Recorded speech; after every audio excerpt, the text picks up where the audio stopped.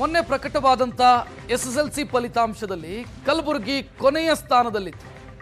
ಇದಾದ ಬೆನ್ನಿಗೆ ಬಿಜೆಪಿ ನಾಯಕರು, ಬಿಜೆಪಿಯ ಅಧಿಕೃತ ಸೋಷಿಯಲ್ ಮೀಡಿಯಾ ಪ್ಲಾಟ್ಫಾರ್ಮ್, ಬಿಜೆಪಿ ಬೆಂಬಲಿಗರು ಪ್ರಿಯಾಂಕ್ ಖರ್ಗೆ ಅವರನ್ನು ಟ್ರೋಲ್ ಮಾಡಿದರು. ಇದಕ್ಕೀಗ ಪ್ರಿಯಾಂಕ್ ಖರ್ಗೆ ತಿರುಗೇಟು ಕೊಟ್ಟಿದ್ದಾರೆ.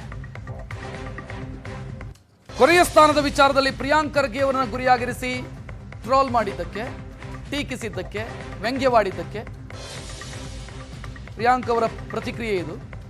ಕಲಬುರಗಿಯಲ್ಲಿ ಬಿಜೆಪಿಯವರ ಮಕ್ಕಳಿಲ್ವಾ ಅಂತ ಪ್ರಿಯಾಂಕ್ ಪ್ರಶ್ನಿಸಿದ್ದಾರೆ.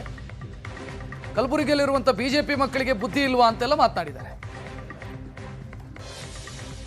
ಅಪ್ಪ ಅವರು ಬೌದ್ಧಿಕ ದಿವಾಳಿ ಆಗಿಬಿಟ್ಟಿದ್ದಾರೆ JDS ಅವರು, BJP ಅವರು. ಈಗ ಕಲಬುರಗಿನಲ್ಲಿರ್ಬೋದು, ಬೇರೆ ಜಿಲ್ಲೆನಲ್ಲಿರ್ಬೋದು, ಎಲ್ಲರೂ ಕೂಡ ಆಲ್ಮೋಸ್ಟ್ ನಮ್ಮ ಕಲಬುರಗಿ ಜಿಲ್ಲೆಯಲ್ಲಿ 92% ಬಂದಿದೆ ಸರ್ಕಾರಿ ಶಾಲೆಗಳಲ್ಲಿ. ಖಾಸಗಿ ಶಾಲೆಗಳಲ್ಲಿ ಕಮ್ಮಿ ಆಗಿದೆ. 92% ಬಂದವ್ರಿಗೆ ದಡ್ರ ಅಂತಾರ ಇವರು. ಅಂದರೆ ಇವರಿದ್ದಾಗೆಲ್ಲ ಮಾಡಿದ್ರ.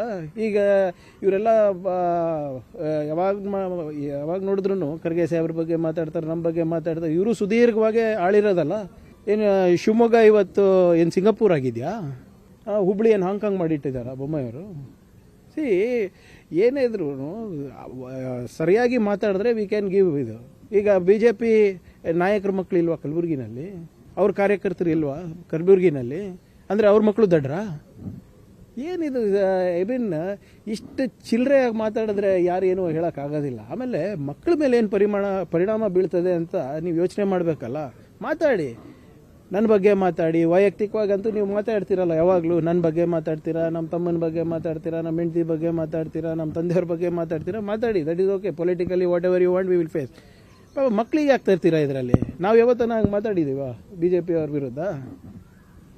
ಇವತ್ತು ಅವರಿಗೆ ಬೌದ್ಧಿಕ ದಿವಾಳಿ ಆಗಿದೆ. ಇಶ್ಯೂಸ್ ಇಲ್ಲ. ಇಶ್ಯೂ ಬೇಸ್ ಮಾತಾಡಿದ್ರೆ ವಿ ಆರ್ ರೆಡಿ.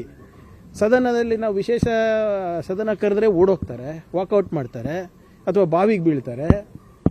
ಒಂದು ಚರ್ಚೆ, ಒಂದು ಇಶ್ಯೂ ಮೇಲೆ ಸಮರ್ಪಕವಾಗಿ ಚರ್ಚೆ ಮಾಡುವಂತ ಒಬ್ಬ ಸಮರ್ಥ ನಾಯಕತ್ವ ಇಲ್ಲ BJPನಲ್ಲಿ. ಪಾಪ ಅವರು ಬೌದ್ಧಿಕ ದಿವಾಳಿ ಆಗಿಬಿಟ್ಟಿದ್ದಾರೆ JDS ಅವರು, BJP ಅವರು.